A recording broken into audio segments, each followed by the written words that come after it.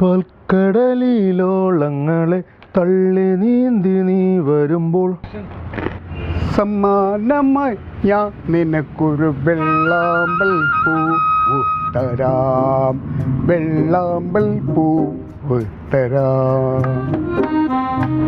പാൽക്കടലിലോളങ്ങളെ തള്ളി നീന്തി നീ വരുമ്പോൾ സമ്മാനമായി ഞാൻ നിനക്കൊരു വെള്ളാമ്പൽ പൂവ് തരാം, വെള്ളാമ്പൽ പൂവ്.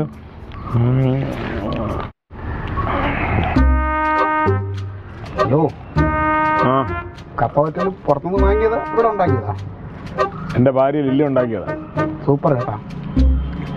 അതങ്ങനെ പറയണമെന്ന് എനിക്കറിയാം. എന്താ പരിപാടി? ഒന്നുമില്ല, വെറുതെ ഇരുന്നപ്പോൾ നാക്ക് കയറിയാണ്. അല്ലേ? സത്യം പറഞ്ഞാൽ ബോറടിച്ചിട്ട് എനിക്ക് നാക്ക് ചൊറിഞ്ഞിട്ട് വയ്യ. ഇതേ ഒരു കാര്യം ഞാൻ പറയുന്നത്, ഓരോ മാനസികാവസ്ഥയിൽ നമ്മൾ ഓരോന്നും വിളിച്ചു പറയുമ്പോൾ അതെങ്കിലും മനസ്സിലാക്കണ്ടേ? സത്യമാണ് സത്യമാണ്. അത് പോട്ടെന്ന് വെക്കണം.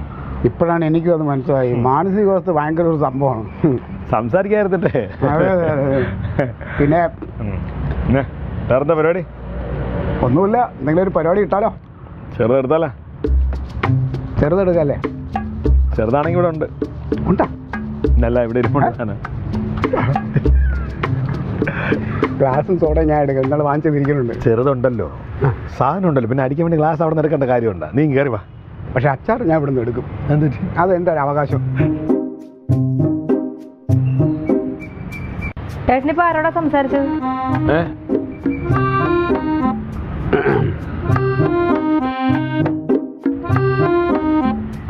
ഹലോ ഹലോ,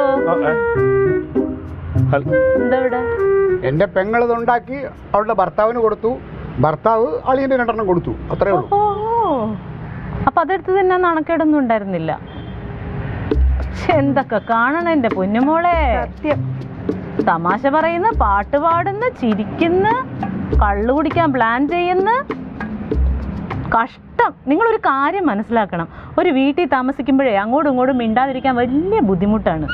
ആ ബുദ്ധിമുട്ട് അറിയാവുന്നതുകൊണ്ടാ നിങ്ങളെക്കാളും വലിയ വഴക്കുണ്ടാക്കാൻ ഞങ്ങൾക്ക് അറിയാമെന്ന് ഇപ്പൊ മനസ്സിലായല്ലോ. അല്ല, ഞാനതാണ് ആലോചിച്ചത്, നിങ്ങൾ എങ്ങനെ സംസാരിക്കരുത്? അല്ല, ആര് പറഞ്ഞു ഞങ്ങൾ സംസാരിക്കുന്നതായിരുന്നു? നിങ്ങൾ സമയത്തൊക്കെ ഞങ്ങൾ സംസാരിക്കുന്നുണ്ടായിരുന്നു. അതാണ്. അങ്ങനെ വഴക്കിട്ടൊന്നും നിൽക്കാൻ പറ്റൊന്നുമില്ല. ഞങ്ങൾക്ക് പറ്റില്ല. ഞങ്ങള് ഉണ്ടെന്ന്. എന്ത് ജാതി വഴക്കാണ്! തുമ്മുമ്പോ തെറിക്കണം മൂക്ക് രണ്ടിന്. ഇനി തുമ്മുമ്പോ മൂക്ക് തെറിച്ചാൽ അവിടെ കിടക്കട്ടെ എന്നങ്ങ് വിചാരിക്കും ഞങ്ങള്. കേട്ടല്ലോ?